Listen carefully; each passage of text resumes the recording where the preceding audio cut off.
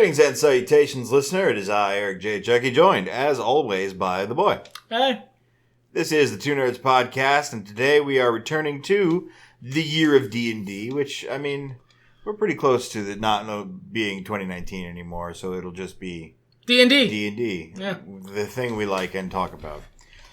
As your suggestion, listener, we are going to be taking a brief break from races to talk about Did we get through all the PHP races? We got through all the PHP races, buddy. We finally got to Tiefling after thinking it was the next race for like 5 races now. Yeah. Well, now's a good time to take a break then, because, oh boy, there's a lot of other races. Yeah, we're not sure how we're going to quite cover them, but we will, and we like races, and there's more of them than there are classes, so... We got time. Yeah.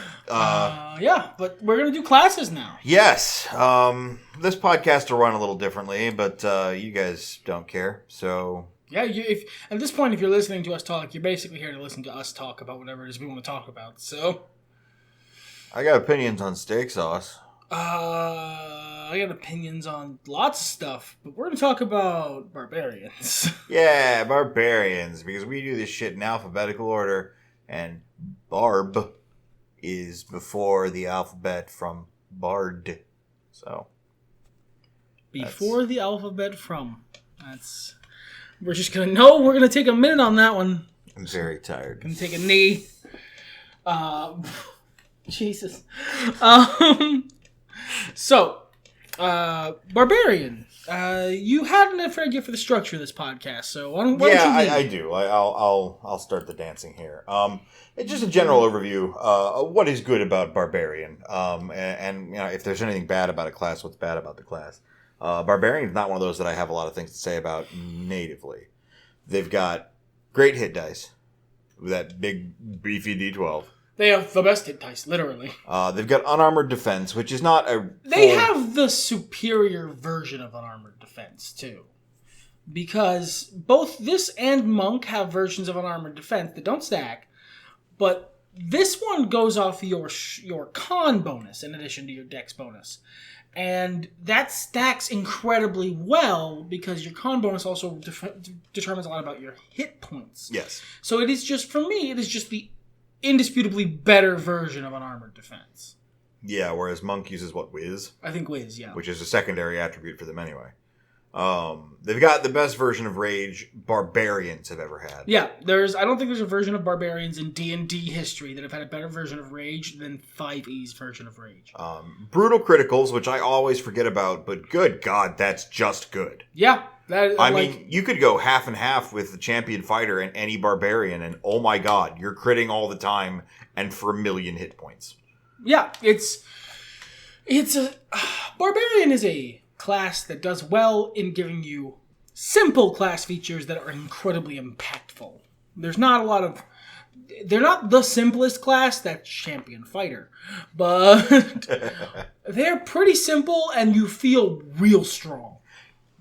Speaking of that, their final capstone trait, their level 20, is Primal Champion. It gives you +4 strength and con, and it also increases the cap to strength and con to 24. Yeah. That's just cool. It's basically D&D. If you're reading the book in order, you're like, okay, this is what a character can do. This is what you're tied by, except for barbarians. And that's really cool and feels really good. It's one of those well, you don't need it necessarily. It's one of those capstone traits that you're like, it's for me enticing. So few campaigns are going to make the level 20. The capstones exist more as like a enticement and way of getting across the theme of the class than anything that I'm actually concerned about getting. And Primal Champion's a great way to get across the theme of the class. You are just stronger and tougher than other people. Mm-hmm.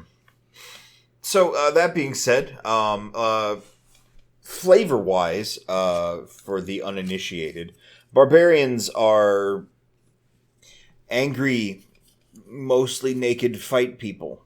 Yeah. Think the pop culture's understanding of Conan the Barbarian. Sure. Or, I can't think of anybody else, and I'm going to have to put someone else in the thumbnail. So I got that to look forward to.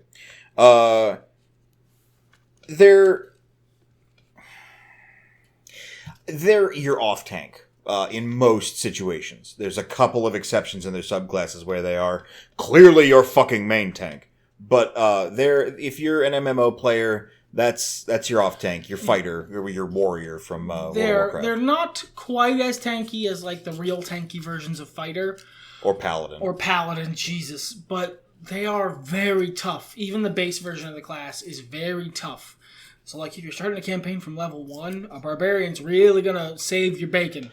A level 1 barbarian with their resistances alone against the kind of threats you're facing at level 1 and all the shit that happens when they rage feels overpowered.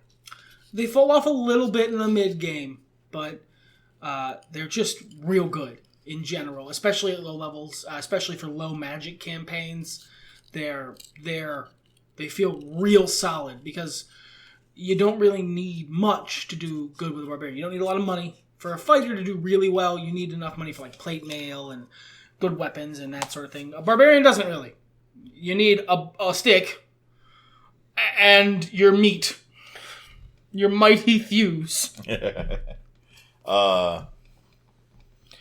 you wanted to go over the subclasses. Yeah, I do want to go over the subclasses because I feel like, there's feats, there's races, there's fiddly bits, but skill choices, obviously, backgrounds. But your subclass, to me, feels like the biggest choice you get to make when you're making a character. In 5e, yeah. It's really the way you differentiate your blank from other blanks. Right. And I mean, if you play two of the same subclass in a row or something, yeah, definitely your background and your feats and all that matter more. But two barbarians can feel very different. I have played two barbarians, basically at all, and only one for really any length of time. But they were very different characters. They felt very different to play. I played one zealot and one totem warrior, and they felt different to play. Even though they were basically the same set of mechanics, the subclass features really make them stand out from each other, and that's nice. And that's true for most classes. I haven't personally played a barbarian yet. Oh no, I did. Very, very, very, very, very briefly. I played Ancestral Guardian. I think it was one session. But I've done a lot of looking into them, and I've helped a couple of people with theirs. I've DM'd for a couple of barbarians, so both the ones I played, and then some. So barbarians have Ancestral Guardian, which make them even tankier. These are one of the high tank builds, and they get Ghost Bros to help them tank. It's probably, for being a tank build, it's not the best at tanking. There's some very specific exceptions to how their tanking works that you don't really expect that make them less effective than you want. They're single target tanks. They're going to mitigate basically all the damage from one dude. So if you've got a BBEG, if you have the Lich Lord and his undead minions, you're on your own with the undead minions rest of the party, but this Lich is not touching you. Yeah, and just like they do really well in their niche, but it is sort of a niche. It is sort of a niche. It depends on how your campaign is built, I suppose. And if you're a good DM, you are partially building around your players to both challenge and honor their and allow them to shine. Yeah, allow them to shine. Battle Ragers do spiked armor stuff, and they're only for dwarves, unless you don't want them to be only for dwarves. And I don't, because that's dumb. I find Battle Ragers a little underwhelming. They're not bad. Just I don't know much about them because I just always look over them because when I'm thinking about making a barbarian, it's almost never a dwarf, and I see for dwarves, so I just go, okay, well, not them then. Right in the book, it's like, but you can if you want. We're not going to judge you. I mean, it's only for dwarves. We can't stop you. The spiked armor stuff, I like spiked armor stuff. That's cool, but I don't know. They just never really grabbed me, so I don't really have much of an opinion. Their abilities, while they're okay, they're just a little underwhelming. There's other more exciting stuff to pick. There's also Berserker. They get fear effects and extra attacks. We'll get back to the Berserker. Okay. You saw the look in my eye. I have that look in my soul. Storm Herald, which is pretty cool. I've not played one. Oh yeah, they're cool. They are much more like your Ret Paladin. They're very damage-oriented more than tank-oriented. Yes. They are about putting out the deeps. You basically have a fire, lightning, or ice version, depending on whether your barbarian came from the desert, the tundra, or the sea. There's Totem Warrior, which has got a lot of options. It's a tank build. Like, it's very diverse. There's a lot of options. But Totem Warrior has, in my opinion, one of the most powerful starting class features. Like, for your, the paths you get at whatever level, whatever class. I don't know of many things in 5e that are as good right at start and never really get any worse than Bear Totem Warrior. Totem Warrior in and of itself, though, has a lot of options. You can go hard tank, you can go defensive, you can go kind of better offensive, and... You can go high mobility DPS. You can pick and choose as you level up, too, which is really interesting. I think Totem Warrior, at first, when I look at Barbarians and I see they only have 2 options in core book for subclasses, it kind of feels underwhelming, but... Especially compared to Wizard. Right. But then you've got those 3 different paths in Totem Warrior that you can kind of pick and choose from, and then they add like 2 or 3 more later. It makes them feel very a la carte, which is neat. Yeah, it is really cool. I want to shine a light on specifically Bear Totem, because it is one of the best damage mitigation features in the whole game, and it is so powerful. Here just recently dropped in Unearthed Arcana is Wild Soul Barbarian, which is the Wild Mage Barbarian. There was a name for it, I can't remember off the top of my head, but it's basically the wild magic feature of the sorcerer. But attached to your rage. Yeah, implemented through your rage. And I think it's pretty cool looking at it. It's really interesting. A lot of random effects, but because they're part of your rage, they're good. There's not like you're a potted plant now. It's more just, this happens. And then Which is a better implementation anyway. I never liked the wealth of negative possibilities from Wild Magic and Sorcerer. I don't... Well, we'll get to the Sorcerer eventually. I don't feel like there are enough options. I'll say that for now. Just period. We need a bigger table. And then there's the Zealot. Zealot's also a little underwhelming. They're very heavy damage. You get like much more bonus damage than from your rage than other versions of Barbarian. But a lot of their traits are not something that you can immediately like access and enjoy. It's stuff like not having a material cost for somebody else casting a resurrection. Yeah, you can be resurrected for no material cost, which is very powerful, but only really becomes relevant in the situation where you both die and there's a cleric nearby. Yeah. Great, but niche. And that's what you're rocking from, I wouldn't play a zealot in a party without a cleric from a similar religion. They feel like not a sidekick, but like at the very least, a part of a themed party. Like if you were playing a party of people all from, say, like a cleric, a paladin, a divine soul sorcerer, and a zealot barbarian, all from the same party, all from the same religion. That would be really cool. But a zealot by themselves, without someone else from their religion who can get the most out of the bonuses a zealot gets, is a little iffy. So, out of those subclasses, I think the listener at home can tell, but why don't you tell us? What's your favorite? Having played 2, I don't feel right judging the ones I haven't played too harshly. So, with one exception, my favorite is kind of between the 2 that I've played for any length of time. And of the 2, I really fucking liked playing a Bear Totem Warrior Barbarian. I felt very strong. I felt strong in a way I haven't felt with any of my other 5e characters. I felt that when I was raging, because by contrast, it made it so that when I wasn't raging, I felt absurdly vulnerable. Yeah. Like you've gone into battle without your pants. Yeah. But once the red mist descended, Emerald was nigh unstoppable. Yeah, she was powerful. I was 1v8ing CR appropriate monsters because I just had an absurd amount of effective hit points. Because unless the DM has gone out of his way to find something that does psychic damage, and I've looked, and there's not much, comparatively speaking, you just half all damage. You just have resistance to all damage while you're raging, which doubles your health pool and puts your health pool roughly in range at like level 5 of a level 20 character. It's ridiculous, and it makes you feel so beefy. And it's not like you're lacking for damage. You're doing an absurd amount of damage too.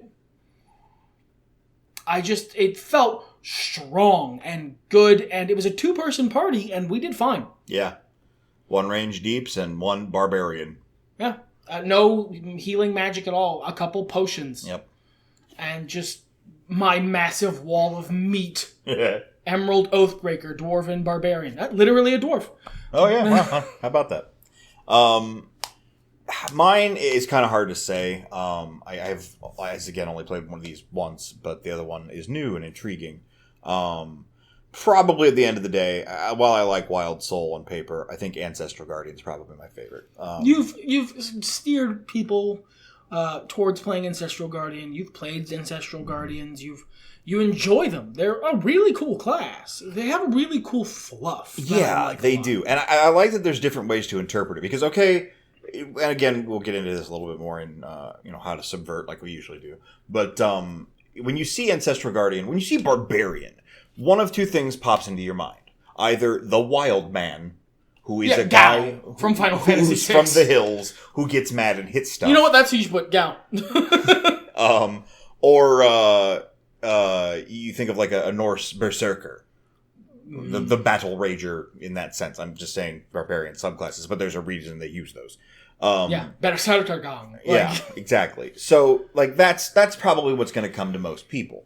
The character I played was a lizard folk who ate his kills and like absorbed their knowledge in a spiritual sense. And like his ancestral guardians we've left as just ghosts that he'd absorbed from eating them. That now help him because they honor his line. And this was like a tribal thing they did. It was part of their whole lineage. Ritualistic cannibalism. You see it in a lot of tribal cultures. Yeah. And lizards don't have prions, so there's no reason why they wouldn't do that. Yeah, and it was a really fun way to explore being both a lizard man and an ancestral guardian barbarian. I really liked it. And Boy did a great job of integrating it into the campaign. And then a character who is in my current D&D campaign, their entire ancestral guardian ghosts are specifically the crew of their old ship that was lost. They were playing a pirate character. And the backstory is like his old crew was lost at sea and he was the only survivor. And so the ghosts of his former crew sail with him forevermore. Yeah. And he calls upon them in moments of great need to protect his new allies so that it never happens again. It's such a cool backstory. It's such a cool character. Neither of ours. We're not just patting ourselves on the back. No, and like it was one of those. It was sort of collaborative, but I think honestly, because I actually didn't really push that. I was expecting the player to go for Zealot. I don't know why, but that's what I thought they were going for. I think it was one of the things that she was interested in. But at the end of the day, she's like, "No, let's do Ancestral Guardian because." Couldn't these be like my pirate bros? And I'm like, yes, they could. That's fucking awesome. Absolutely what they could be. For the Zealot Paladin that I played, my Totem Warrior wasn't I wasn't like the wild woman. I was literally like, I didn't take levels in Bard, but I was probably going to take levels in Bard eventually. Once I had enough Barbarian to really feel, once I had enough Barbarian to feel, like, tough enough, I was probably going to take levels in Bard, because she was a guitar player. She was a traveling musician. Well, the way I tried to work a lot of things... I got the entertainer background. Was her tapping into people she'd played with and met along the road, and, like, remembering their just songs. Getting into the groove of the music in her head was her rage. And that's because like it allowed me to just because I was the DJ for that D&D campaign, so it allowed me to just find really cool metal songs with like cool female vocalists and just play them every time I was raging, which was super fun for me. And the Zealot I played, his rage wasn't rage. It was he was basically like the Winter Soldier. He was a former bad person who found absolution later in life. Again, another dwarf. I say I don't think of dwarf when I think of barbarian, and yet both the barbarians I've played have been dwarfs. I find myself doing stuff like that all the time. Huh. I didn't think about that. But who just found absolution later in life in a peaceful community of religious folk. And his rage was just dropping into basically... I'm going to take this seriously now. Like, he just drops into the Winter Soldier from Bucky and just starts murder strutting around the battlefield, fucking people up. And it's great because although they give the base fluff of, the wild man existing on the edges of society, coming in to, pillage and plunder and what have you, It's so easy. They leave you so much room to refluff, and the subclasses themselves are so helpful in doing that refluffing and giving you a place to aim that it's just it two different barbarians. I don't think we've played any barbarians, any of us, that have felt even any more than mildly similar to previous barbarians. Yeah. Since we started 5e, and that's really fucking cool. Yeah, we've even had 2 Ancestral Guardians that felt wildly different. I have thought of several other Ancestral Guardians that still feel very different. Now, I do want to get back to those cool subversions. Oh, but before we do move on, if anybody out there wants to steal Ghost Pirate Crew, do so. Yeah, first of all, go ahead, do so. Secondly, if you like to use the music, if you like to play DJ, may I recommend Ailstorm for when it's time for your barbarian to rage and kick ass. May I just recommend Ailstorm for general listening? Sure. Great. Yeah, also. Pirate Metal is awesome. But before we get into subverting, we should talk about the bad one. Yeah, the one that is just bad. The one that is just not good. Zealot and Battle Rager are a little underwhelming. Zealot is niche. Yeah. Battle Rager is niche. Mm-hmm. Berserker's just bad. And it's one of the 2 options in core, and it's just not good. So on paper, it looks good. Because you go, oh, I get to make, while I'm raging, I get to make a bonus action attack at the end of my... whenever in your turn, you use your bonus action to make a melee attack. Yeah, you can do that anyway. With dual wield. Yeah. Yeah. And that's it's like a feat to get your ability modifier. And you basically get nothing extra that you can't get from one feat. And if you have a DM who doesn't let you take feats, I'm sorry. The base difference is, I guess... you have rage damage on that. Well, you have your rage damage on that, and you can wield any weapon to make that attack instead of... so you can have two great axe attacks, which makes a difference. It does. It's a good class feature. The Berserker class feature, the extra Berserk rage, like the double rage, as it were, is not bad in and of itself. It's just that its drawback is way outside the realm of reasonable drawbacks for such a core feature. Which is, when your rage is over, you have a level of exhaustion. Exhaustion blows in 5e. It's hard to get rid of. You have to have, I think, at least a 3rd level spells before you can get rid of it. And I don't think, though. I think it's higher. I'd have to look it up. But, it's hard to get rid of via magic. Healing spells doesn't work on it. If you have more than one level, it takes multiple days of rest to get rid of. And it's being under its effects immediately sucks. Exhaustion's so terrible. I took a spell as a sorcerer, a Divine Soul sorcerer. I took Sickening Radiance just to stack exhaustion on our enemies because it's so god awful to work around. It's a very powerful debuff status. Yeah, I don't think it's bad. I mean, I think it's bad in this context. Because, oh my god, I've raged twice in a day. I'm fucked for 2 days. It's useful as a player. It's useful as a DM, as a tool for when your characters have done something which would exhaust them.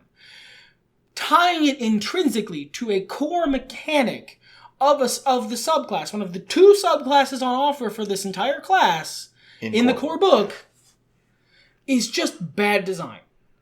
It's too heavy a penalty for what you get in exchange. It's not worth an extra D6 on your damage die. It's just not. It's not worth the things you get in exchange. Yeah. If Berserk gave you more bonuses, there is a level at which exhaustion becomes worth. I would argue that once you get to that level, you shouldn't be giving them that in the first place because that's broken. But it's just, it shouldn't be exhaustion. Yeah. It should be a much easier negative status effect to get rid of, essentially. Yeah, basically. But, it's now, I at get this it. point. It makes sense in the fluff, Sure. And that's how rage used to be. You used to get exhaustion. A traditional... Well, exhaustion was easier to get rid of. Right. And not as bad. No. A traditional berserker at the end of his, at the end of his frothing rage does just pass out in the middle of the battlefield. That's the lore. But we're also designing a game here that's supposed to be fun to play. And nothing sucks more than having more than one level of exhaustion. 1 is workaroundable. 2 is awful. I avoided Barbarian for a long time, which is part of the reason I haven't played one other than one session. Just because the only options were you either really like an animal that I wasn't all that impressed by, or you suck. Yeah, you're just bad. You're a barbarian without a subclass. Yeah, basically, because why am I going to Frenzied Rage unless I really need to? And I'm the X potions guy. I'm the guy with full elixirs at the end of the final boss going, I probably should have used these. Yeah, that would have been handy. It's not that it's unusable. It's not that it's completely god-awful. It's just not, compared to every other barbarian subclass, it's lackluster. Yeah, it's not worth picking up. So let's get into how to subvert before we just talk about playing barbarians. How would you subvert the barbarian? Because I've talked about mine a couple of times, and we'll get into it again here. But how would you do it? What's off the top of your head a barbarian that doesn't seem very barbarian-y? I mean, it's Bucky. Sure, that's how I did it. Yeah, that is true. Ultimately, Emerald was she was a barbarian by way of punk rock, but she was a barbarian. It was the former assassin, warrior who is trying to find his peace as a farmer. And his rage is not rage, it's just, where's the fight? Yeah. Resignation almost. Yeah. Just sadness. Because if you remember, when that guy went into his rage, he wasn't angry. It was just he went to his dark place. Yeah. The character I've been wanting to play for a while, and I don't know when I'll get to them because it requires a very specific campaign setting, is a Zealot Barbarian with the necrotic stuff. Mm-hmm. But they're not religious. I want to go full Plague Doctor. And I want to do Nerd Rage. And not not the joke. Not normies get out read. Yeah, I want to do this wild passion over... Less, give me my Szechuan sauce and chicken tendies. More, we do not discuss the orangutan. Sure. or more like Caustic from Apex Legends. Just Singed, yeah, just a bad person who's suddenly and cutting people up with necrotic damage and stuff. I love the visuals of this refined guy with a nice suit, rolled up sleeves so you can see his big bulking biceps, and I don't know, claw gloves or punch daggers or something like that, and just dives into battle and is talking about just deep voiced, you unleashing the full baritone, madly laughing. Oh, the ravages of death and disease! What experiments we'll wrought together! So on and so forth. I think it fits really well. And while Zealot is still a kind of an underwhelming barbarian thing, I think it fits the niche thematically. It does what you want it to do. Yeah. You get what you need out of it, more than playing into it. Right. And that's, I don't know. I mean, barbarians are really fun. Because I think you and I talked about this a little bit too. Ultimately... Oh yeah, that concept you came up with. Ultimately, your barbarian, the rage, is nothing more than an altered state of consciousness. You could do this as a drug addict who, juices up and then they do the barbarian thing. Yeah, you could basically do barbarian as Fallout 4 noise. Oh yeah! Oh, and even if you wanted to do someone who's on mushrooms or something, or ketamine, or you could work with that. You could figure something out. I mean, consider, for example, work with your DM. I've got this here. Work with your DM, somebody who pops acid, and they're a Storm Herald, and the shit they see just becomes real. Yeah, and it's rolled random. You're a different one every time. Now, you'd have to work with your DM on that. That's not how that works. But the effects, you are in this vast desert. I would do that as a wild soul. That could be cool too. Yeah, as a wild soul too. Yeah, that's amazing. I would do that exact concept, but as a wild soul. That way it is random every time, and it is even more ridiculous. You could play a barbarian, no shit, as just Joe Rogan. Just Joe Rogan. And just pop some DMT before combat, and you just go, you see space god, and while you're off having a real good time, your body is just rip and tear, you have huge guts. Can I take a feat to make me harder to grapple because of my excessive sweat? Yes, but only if you're willing to spend at least 1d4 minutes every day talking about how amazing chimps are. But the thing you came up with is, this would actually work better for someone who's, well, Ancestral Guardian would be fun, or Totem Warrior. A pro wrestler. Yeah. You it's not that you're getting mad, it's just that you become your character. And now all of these, you go from it's the last part of the match. Like you're hulking up. Yeah, you're pulling down your straps.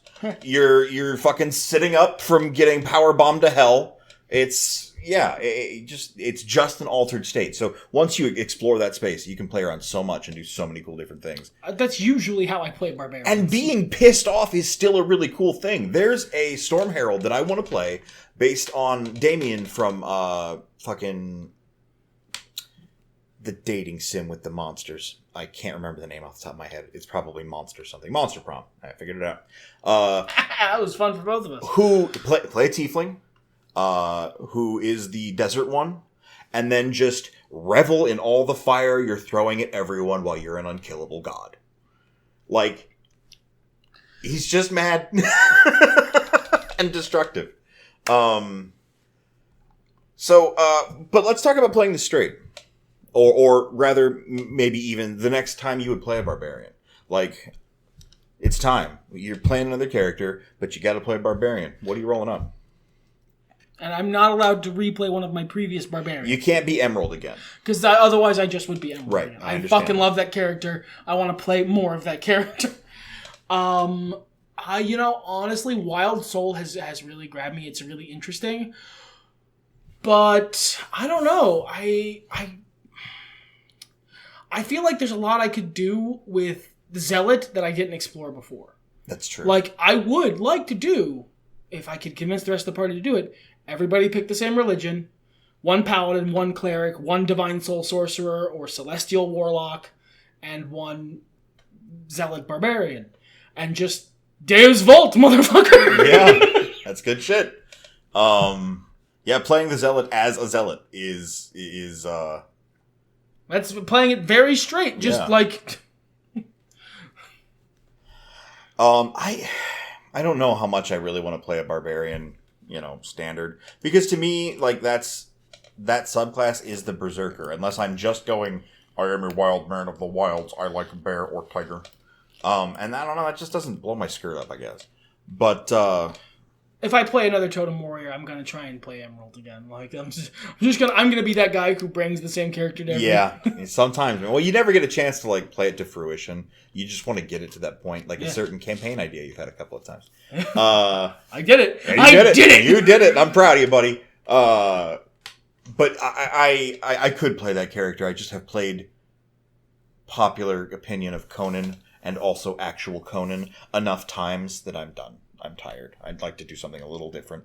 Thankfully, Barbarian offers many options to that. Yeah, I'd go back to Ancestral Guardian hard. If I had the There's so many different ways you can do that. I want to do, like, any tribal culture.